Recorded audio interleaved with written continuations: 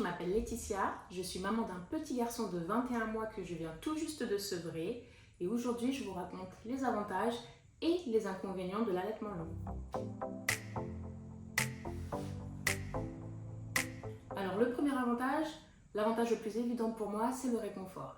Dès que mon fils a un bobo, qu'il est fâché, qu'il a peur, il veut être allaité et ça en quelques secondes, ça le calme. Donc du coup, on n'a pratiquement pas de pleurs. Aussi, dans la même logique, quand il est malade et qu'il ne veut pas manger ni boire, il veut quand même bien être allaité parce que justement, je pense qu'il y a cette notion de réconfort. Et donc du coup là, ça me réconforte moi de savoir que pendant quelques jours, même s'il ne veut rien manger et rien boire, il continue d'être allaité. Et il n'a pas donc rien dans l'estomac. Aussi le troisième avantage, qui est lié au deuxième, c'est qu'il a très peu été malade. Mon fils va avoir 2 ans et il n'a eu que 2 rhumes. Donc peut-être qu'il a une génétique incroyable, ou peut-être qu'on est juste très chanceux. Donc voilà, mon fils a seulement été malade 2 fois, il a eu 2 rhumes pendant 2-3 jours. Il a été malade une fois quand il avait 4 ou 5 mois, et une fois il y a seulement quelques mois parce qu'on était sortis trop tard. Et du coup il a attrapé un petit rhume, on n'était pas préparé pour être dehors toute la nuit. Et du coup les 2 fois on ne lui a pas donné de médicaments, juste du spray nasal. Et il a été allaité et en 2-3 jours ça s'est résolu. Alors la théorie c'est que je partage mes anticorps avec mon fils vu que ça passe à travers le lait maternel et que du coup il est protégé contre les maladies contre lesquelles je suis protégée. Je ne sais pas si c'est vrai mais en tout cas mon fils n'a jamais été vraiment malade. Je ne sais pas si de rhume ça compte. On n'a jamais eu d'angine, d'otite, de gastro ou je ne sais trop quoi. Pour l'instant tout va bien. Aussi, autre point positif, j'ai lu des études qui disaient qu'a priori l'allaitement augmenterait le quotient intellectuel des enfants et que ça limiterait l'obésité à un âge plus avancé. Donc comment est-ce qu'ils le savent qu'il y a un lien ici? Je ne sais pas, mais je me dis dans le doute, bon, il aura peut-être du quotient intellectuel plus important. Après, les recherches par contre que j'ai regardées et qui apparemment étaient vraiment avérées et où je pense que c'est un petit peu plus possible de faire un lien cause à effet, c'est qu'apparemment pour les mamans qui allaitent pendant plus d'1 an, il y a une vraie baisse du risque du cancer des ovaires, du cancer de la poitrine, de diabète 2 et d'une forte tension apparemment. Alors je ne sais pas comment ça marche, mais apparemment c'est véridique. D'allaiter, ça agit comme un médicament pour les mamans. Bon, revenons aux vrais avantages que j'ai pu constater. Allaiter, c'est gratuit et c'est super pratique. Alors commençons par le pratique. Je peux allaiter mon fils n'importe où. On a oublié d'emmener un snack ou on va manger quelque part. Il déteste la nourriture. C'est bon, je peux le nourrir, il va survivre. Et après, il y a le côté pratique. J'ai pas à amener 18 biberons, à les garder réfrigérés, à les laver, à les désinfecter, stériliser, c'est ça le mot. Ça simplifie quand même beaucoup la routine. Et l'autre part, c'est que c'est gratuit. Je ne connais pas les chiffres en euros, mais je sais qu'ici en Australie, le lait en poudre est super cher et c'est vraiment un budget de donner du lait en poudre à son enfant pendant 1 année. Et donc ça déjà, c'est un facteur en moins à prendre en compte quand on allaite son enfant jusqu'au bout. Les derniers avantages, c'est que c'est un moyen de passer du moment de tendresse ensemble. J'ai l'impression que pour mon fils, c'est aussi un petit moyen d'être proche de moi. Il veut qu'on soit ensemble, qu'on soit connectés. Et donc c'est notre petit moment pause, notre petit moment câlin où on n'est que tous les deux et où on attend qu'il ait fini d'être allaité. Après aussi l'allaitement c'est devenu complètement naturel pour moi. Ce n'est pas du tout comme les premières semaines, voire les premiers mois où ça fait mal, on a mal à la poitrine, où le bébé il nous mordit, où ça tire, où on n'a pas assez de lait, c'est pas du tout ça. Maintenant à ce stade de l'allaitement, quand on a passé le cap des 1 an, le bébé sait comment faire, il sait comment se placer, on a très peu de choses à faire, ça ne fait plus mal, je sens pratiquement rien, juste des fois je le tiens bien comme je disais tout à l'heure pour que ça fasse un câlin, mais c'est complètement naturel, je vous le dis, je le sens plus quand il m'allaite. Je ne sais pas si c'est un vrai avantage finalement, je suis devenue une vache laitière. Après le contre c'est que forcément comme je disais c'est naturel pour moi, mais ça devient moins quand on me demande ah bon, t'allaites encore? Mais tu vas allaiter pendant combien de temps? Donc c'est plus le regard des autres, on va dire, qui a un inconvénient. Après, je pense que c'est culturel, c'est des questions que j'ai moins en Australie, mais plus de la part de personnes que je connais qui sont en France et qui trouvent ça un petit peu bizarre de savoir que mon fils a plus d'1 an et que j'allaite encore.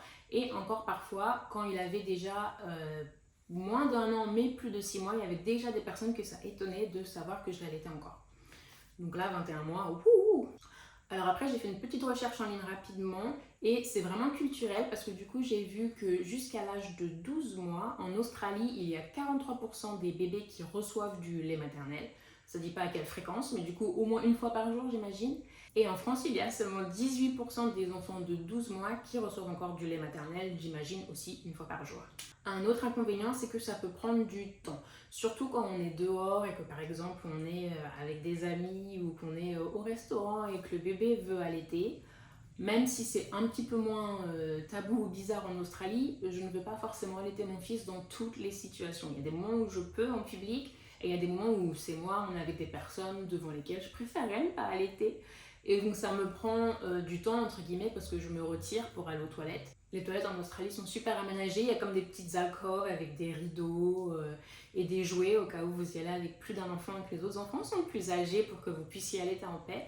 Donc ça, c'est pas le problème, mais c'est vrai que ça enlève du temps de la vie sociale quand vous êtes en public, par exemple. Mais après, le vrai désavantage quand on est en public, c'est que mon fils a plus d'1 an, il sait très bien se débrouiller, il sait très bien obtenir ce qu'il veut, et quand il veut être allaité et que je ne le veux pas, et bien aucune honte, il se sert, il a ses petites mains, il essaye d'ouvrir mon haut, il essaie de sortir mon sein du soutien-gorge, il a la technique et donc des fois, pareil, c'est un peu gênant en public d'avoir un enfant qui essaie de déshabiller sa maman devant tout le monde, quoi.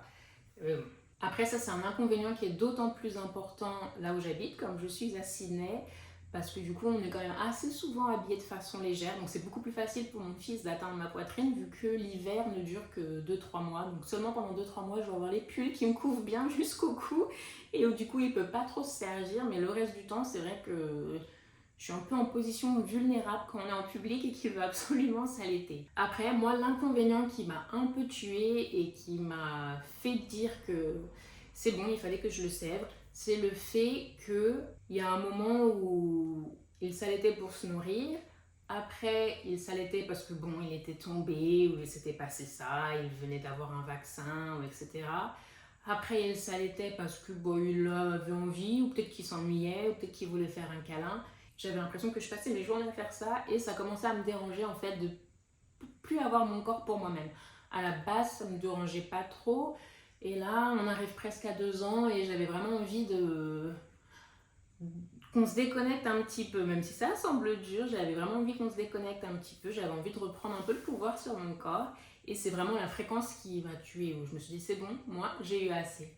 Le deuxième élément qui a vraiment été dur pour moi aussi, c'est que je suis très susceptible de faire de l'anémie et que d'allaiter tous les jours, toutes les nuits pendant pratiquement 2 ans, c'est compliqué. Je prends beaucoup de fer et malgré tout j'ai du mal à rester à niveau.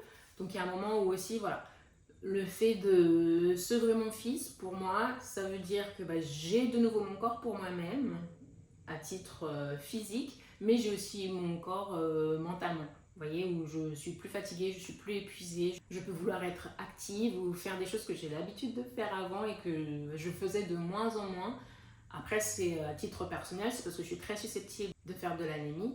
Et donc là, ça m'a tuée. J'ai fait de l'anémie à 100% du temps entre le moment où je suis tombée enceinte et maintenant. J'ai fait de l'anémie pendant 3 ans. Pendant 3 ans, j'ai fait mon traitement de fer, que je continue encore, parce que maintenant, il faut que je reprenne un peu du poil de la bête, maintenant qu'on a enfin arrêté d'allaiter. Mais pour moi, c'était vraiment un gros souci. Et donc forcément, l'inconvénient qui suit, comme vous vous en doutez, je l'ai allaité pendant tellement longtemps que le moment où j'ai voulu arrêter, c'était très compliqué. Pour les raisons que j'ai citées tout à l'heure d'ailleurs, c'est que s'il veut allaiter, il sait comment faire pour s'allaiter. C'est pas comme un bébé de 3 mois qu'on sèvre et qui ne sait pas trop quoi faire, qui râle un petit peu mais qui ne sait pas trop quoi faire. Lui, il sait très bien ce qu'est l'allaitement, d'où ça vient et il sait très bien comment l'obtenir. Donc il y a une petite bataille, on va dire, qui a duré quand même quelques semaines pour pouvoir le sevrer. C'était assez sportif, mais bon, on y est arrivé. Et enfin, le dernier inconvénient, donc pareil, là, je pense que c'est assez spécifique à mon fils, parce que mon fils est un très mauvais dormeur. C'est que depuis que j'ai sevré, mon fils dort légèrement mieux. Alors c'est pas fou de la casquette, mais il se réveille peut-être 1 à 2 fois de moins par nuit. Donc quand même c'est significatif, mais bon, il se réveille quand même beaucoup. Donc je continue de beaucoup y aller. Mais c'est vrai que maintenant, comme il ne s'attend plus à ce que je le nourrisse au milieu de la nuit, eh bien il se réveille un petit peu moins. Donc ça ajoute au fait positif que j'arrive à reprendre un petit peu du poil de la bête parce que je me lève moins la nuit et je garde tous mes nutriments pour moi-même. Voilà, c'était mon expérience avec l'allaitement long. J'espère que cette vidéo vous aura aidé si vous considérez allaiter plus longtemps que la normale. Même si, je le précise, l'OMS conseille d'allaiter les enfants pendant au moins 2 ans. Au moins. Donc finalement, je fais partie du groupe des normales. Mais bon, n'hésitez pas à me partager vos expériences avec l'allaitement et à me dire pendant combien de temps vous avez allaité et si vous, ça vous choque de savoir qu'un enfant de 20-21 mois s'allaite encore. Allez, bye pour maintenant.